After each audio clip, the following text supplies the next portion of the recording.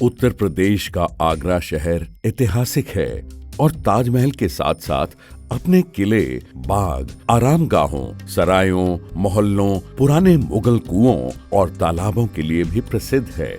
इस शहर की जीवन रेखा यमुना नदी हुआ करती थी और सारी आबादी यमुना जल पर निर्भर रहती थी।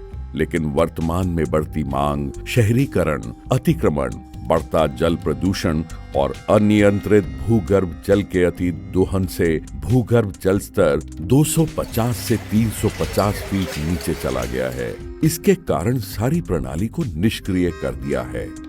वर्तमान में आगरा शहर गंभीर जल संकट का सामना कर रहा है।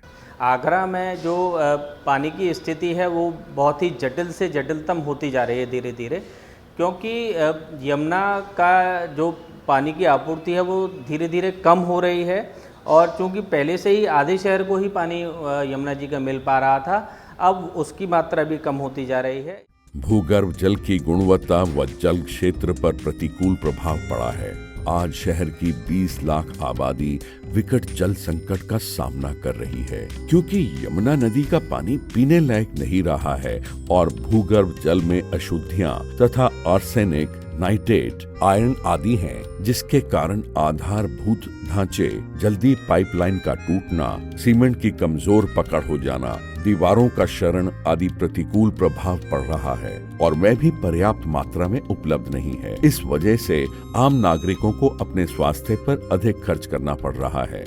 महिला और बच्चों को ज्यादा दूरी से पानी लाकर और सरकार को पानी की उपलब्धता को सुनिश्चित करने में ज्यादा व्यय करके करना पड़ रहा है। हमारे यहाँ पानी की बरसों से बहुत परेशानी है।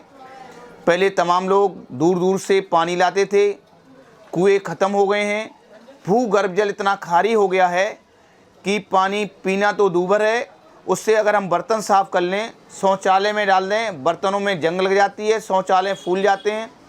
समर लगाएं तो 1 साल के अंदर समर बाहर आ जाती है।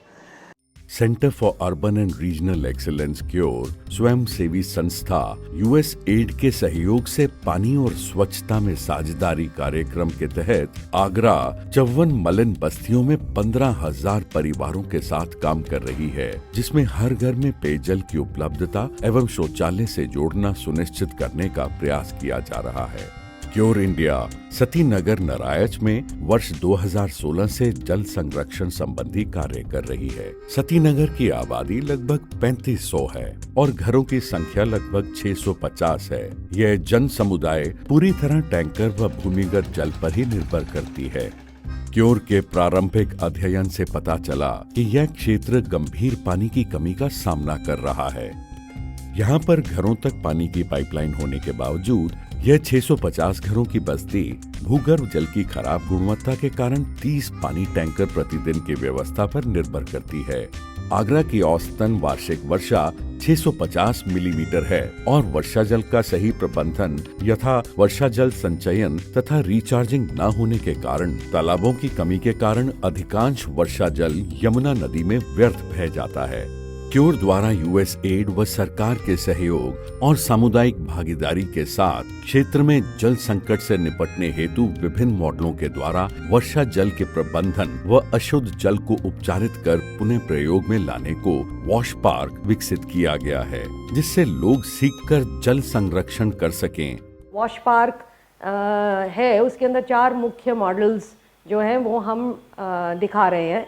सबसे पहले है रेन वाटर हार्वेस्टिंग, जिसमें लोग जो है वो पानी, जो बरसात का पानी है उसको इकट्ठा करते हैं और उसको इस्तेमाल करते हैं।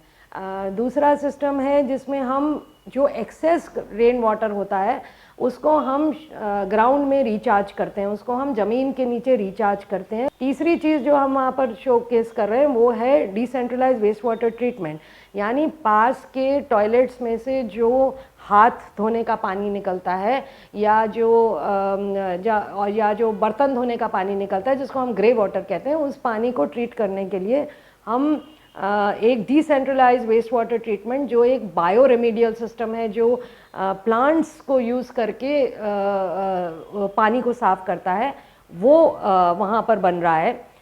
और चौथी चीज़ जो हम इसके अंदर जोड़ रहे हैं वो है टॉयलेट्स।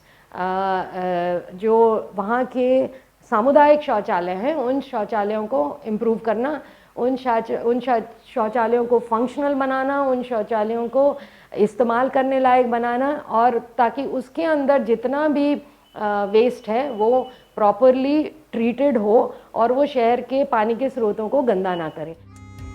वॉश पार्क में 55,000 लीटर के भूमिगत वर्षा जल संचयन हेतु टैंकी स्थानीय तकनीक व स्थानीय कारीगरों के द्वारा निर्मित की गई है, जिसमें प्रांगण की छतों के वर्षा जल को एकत्र कर स्कूल के बच्चों व समुदाय द्वारा पेयजल के रूप में प्रयोग किया जा रहा है। इसके साथ ही प्रांगण के दूसरे हिस्सों की 1200 वर्ग फुट छतों के वर्षा जल की भूगर्भ जल रिचार्जिंग में प्रयोग किया जा रहा है, जो कि अनुमानित 1.5 लाख लीटर प्रति वर्ष है।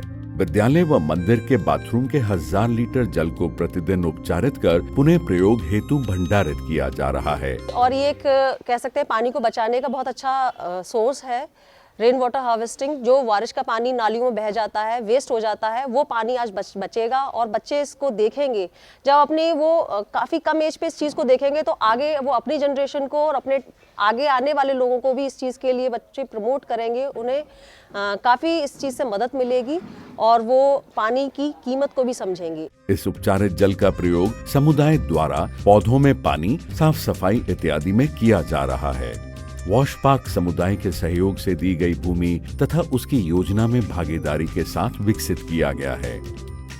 पार्क के निर्माण के उपरांत समिति द्वारा इसके वार्षिक देखरेख पर व्यय, समय समय पर सफाई तथा आसपास की बस्तियों के लोगों को प्रशिक्षित कर इसके प्रयास की जिम्मेदारी ली गई है। प्रकृति अपना पानी उसके हर इंसान को बारिश के माध्यम से प्रोवाइड कराती है। अगर उसको हम उसके ज़मीन में नहीं पहुंचाएंगे, अपना पक्का मकान कर लेंगे, किसी भी माध्यम से उसको बहा देंगे, तो फिर हमें पानी दूसरे माध्यम से ही लेना पड़ेगा। तो इसलिए ये सिर्फ एक मात्र सॉल्यूशन है, इसका कोई दूसरा ऑप्शन नहीं है।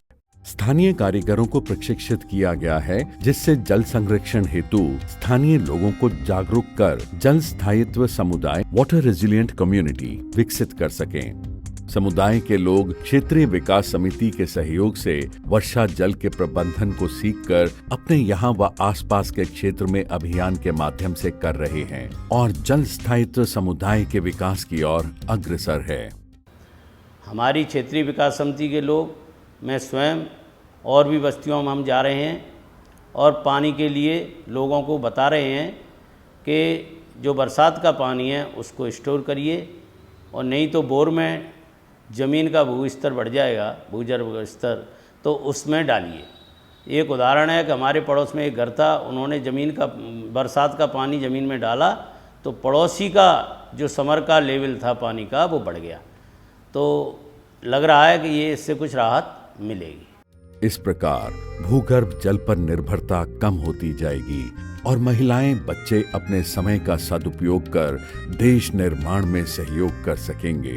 आर्थिक दृष्टि से वर्षा जल व गंदे जल के प्रबंधन द्वारा हम अपने तथा सरकार के विभिन्न खर्चे यथा बिजली, स्वास्थ्य, ईंधन को कम कर सकते हैं और अच्छे भविष्य का निर्माण कर सकते हैं। प्रकृति हमारी सबसे बड़ी संरक्षक है और नरायच वासियों ने ये बात सीख ली है।